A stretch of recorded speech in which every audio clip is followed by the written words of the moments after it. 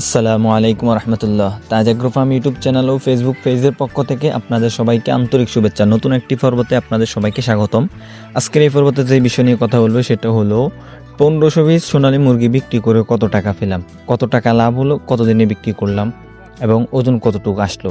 এই তিনটে বিষয় নিয়ে আজকের এই ভিডিওতে কথা বলবো। পুরো ভিডিও জুড়ে আপনাদের সাথে আছি আমি মোহাম্মদ তাহিদুল ইসলাম। তো চলুন ভিডিও শুরু করা যাক। ভিডিও শুরু করার আগে ছোট্ট একটি রিকোয়েস্ট, যারা আমার এই চ্যানেল এবং পেজে নতুন আছেন অবশ্যই চ্যানেলটিকে সাবস্ক্রাইব করে পেজটিকে ফলো করে দিবেন পরবর্তী সমস্ত আপডেট সবার আগে ভিডিওর মাধ্যমে পাওয়ার জন্য।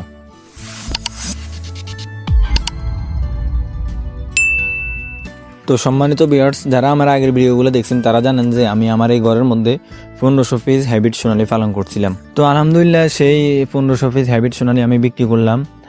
কত টাকা করে বিক্রি করলাম যদি এই বিষয়ে কথা বলি, তাহলে আমি আমার মুরগিগুলোকে বিক্রি করছি 255 টাকা কেজি। তো আলহামদুলিল্লাহ আমি যখন বিক্রি করছি তখন মোটামুটি সোনালীর বাজার বা মাংসের রেট মোটামুটি ভালো ছিল, তত একটা খারাপ না। তো প্রথমত আসেন আমার মুরগিগুলোকে আমি কয়দিনে বিক্রি করলাম।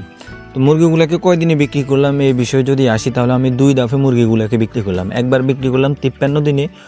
খামার যখন জাম হয়ে গেল, মুরগি বেশি হওয়ার কারণে ছোট খামার তাই জাম হয়ে গেছে, তখন আমি দেখে দেখে ছোট ছোট মুরগিগুলোকে বিক্রি করে দিলাম। সেটা আপনারা জানেন, আগের ভিডিওতে দেখছেন। সেটা বিক্রি করলাম 53 দিনে। পরেরগুলো বিক্রি করলাম 57 দিনে, যেটা অর্থাৎ মূল খামার থেকে সবগুলো মুরগি বিক্রি করলাম।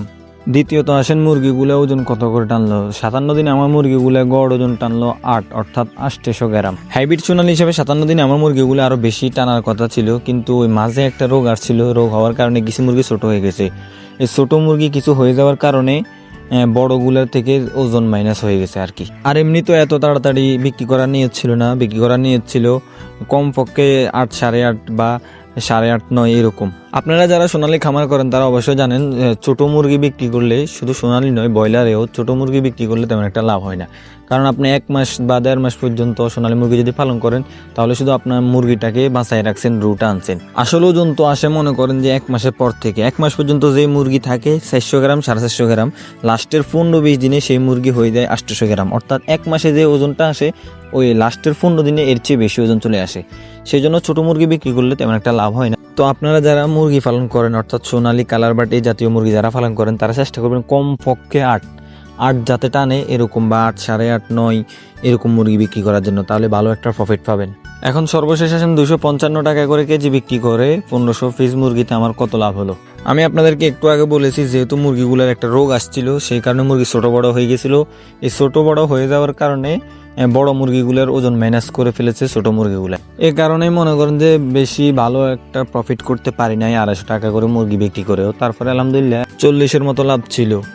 255 করে মুরগি বিক্রি করলে অনায়াসে 55,000 বা 60,000 অনায়াসে লাভ করার কথা, কিন্তু ওই সমস্যাগুলোর কারণে ভালো একটা প্রফিট করতে পারি না। তারপরে আলহামদুলিল্লাহ যেটা হয়েছে ওইটা কিন্তু খারাপ না, লসের থেকেও তো মোটামুটি লাভ হওয়াটাই ভালো।